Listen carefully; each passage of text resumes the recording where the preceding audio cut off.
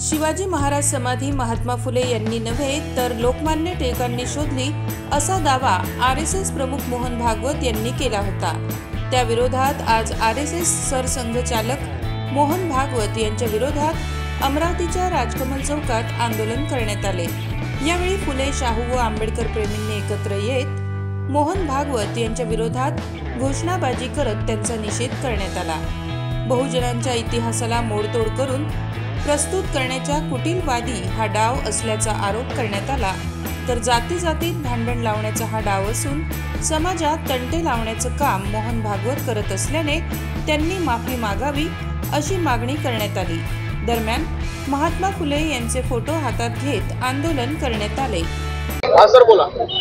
मी engineer Vasudev Chaudhari, मुख्य समन्वयक हलुतेदार बलुतेदार भटक्या विमुक्त म्हणजे सकल ओबीसी समाज समन्वय समिती अमरावती जिल्हा। काही दिवसांपूर्वी या महाराष्ट्रामध्ये जो इतिहास आहे, महात्मा फुलेंनी शिवजयंती प्रथम सुरुवात केली, प्रथम पोवाडा लिहिला। एवढंच नाही तर या महापुरुषांनी या समाजासाठी जे काही केलं तो इतिहास पुसून टाकावे की काय अशा प्रकारचं एक वातावरण या महाराष्ट्रामध्ये तयार करण्यात येत आहे। त्याला आमचा संपूर्ण विरोध आहे, आमच्या समितीचा विरोध आहे।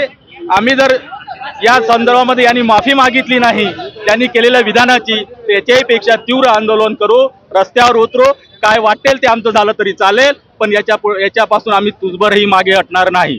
कारण हा जर इतिहास आम्ही असाच चालू ठेवला तर पुढची पिढी सुद्धा या इतिहासाला फॉलो करेल आणि मूळ इतिहास तसाच दबून राहील, लपून राहील।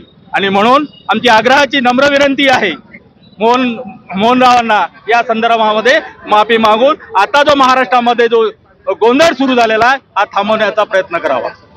धन्यवाद। मी इंजिनियर वासुदेवराव चौधरी, मुख्य समन्वयक हलुतेदार बलुतेदार भटक्या विमुक्त सकल ओबीसी समाज अमरावती जिल्हा।